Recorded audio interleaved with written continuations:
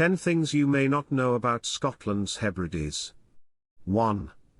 The Hebrides are a group of islands located off the northwest coast of Scotland. There are more than 50 islands in the archipelago, which are divided into two main groups, the Inner Hebrides and the Outer Hebrides. The Inner Hebrides are closer to the mainland and include islands such as Mull, Skye, and Islay. The Outer Hebrides, also known as the Western Isles, are located further out to sea and include islands such as Lewis, Harris, and North Uist. 2. The Hebrides have a long and rich history, with evidence of human occupation dating back to the Mesolithic period. The islands have been influenced by a variety of cultures over the centuries, including the Celts, Norse, and English. As a result, the islands have a diverse cultural heritage and are home to a unique blend of Gaelic, Norse, and English traditions. 3. The Hebrides are known for their rugged, beautiful landscapes, which are characterized by sandy beaches, rolling hills, and rocky cliffs. The islands have a rich wildlife, with a variety of bird and marine species, including seals, puffins, and otters. The economy of the Hebrides is largely based on crofting, fishing, tourism, and renewable energy. 4. The Hebrides have a cool, temperate climate that is remarkably mild and steady for such a northerly latitude due to the influence of the Gulf Stream.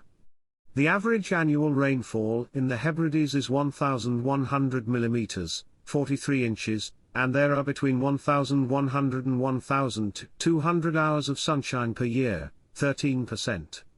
5. The earliest written references to the islands date back to the 1st century AD, when they were mentioned by Pliny the Elder and Ptolemy in their writings.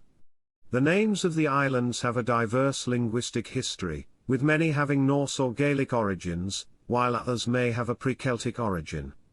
The derivations of the names of the inhabited islands of the Hebrides and some of the larger uninhabited ones have been recorded by various historians over the centuries, and provide insight into the rich cultural and linguistic history of these islands. 6. Lewis and Harris is the largest island in Scotland and the third largest of the British Isles. It is located in the Outer Hebrides, and is made up of two main parts, Lewis in the north and Harris in the south. The island does not have a single common name in either English or Gaelic, and it is referred to by a variety of names including Lewis and Harris. Lewis with Harris, and Harris with Lewis. The origins of the names Lewis and Harris are unclear. Lewis may have a pre-Celtic origin, while the origin of Harris is unknown. Some sources suggest that the name Harris may be derived from the ancient Greek word eremos, which means desert.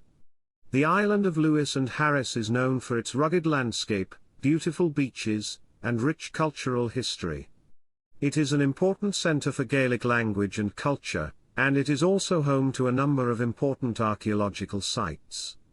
7. The Inner Hebrides are a group of islands located off the west coast of Scotland. They have a long and complex history, with evidence of human habitation dating back to prehistoric times. The islands were originally settled by Gaelic-speaking people, and many of the early place names on the islands were Gaelic in origin. Over time, these place names were replaced by names of Norse origin, as the islands came under the influence of the Vikings. In later centuries, the Gaelic language and culture were largely suppressed, and many of the Gaelic place names fell out of use. 8. The Hebrides have a rich history dating back to the Neolithic period, with notable structures such as the standing stones at Callanish and the Bronze Age settlement of Cladhallen. In the 6th century AD, the kingdom of Dalriata was founded on the Hebrides and the neighbouring coast of what is now Argyll and Bute and Lochaber in Scotland and County Antrim in Ireland. This kingdom played a significant role in the spread of Christianity in northern Britain. The Hebrides were also subjected to Viking raids and settlement from the late 8th century, and came under Norse control in the 10th century. The Hebrides were later divided between the Kingdom of the Isles, which was nominally under Norwegian control, and the Kingdom of Scotland. In the 13th and 14th centuries, the Hebrides came under the control of the Lordship of the Isles, a semi-independent Gaelic-speaking realm. In the 16th century, the Hebrides came under the control of the Kingdom of Scotland and later the United Kingdom. 9. Historically, the economy of the Hebrides was based on agriculture, fishing, and livestock breeding, and many people left the islands for economic reasons in the 19th and 20th centuries.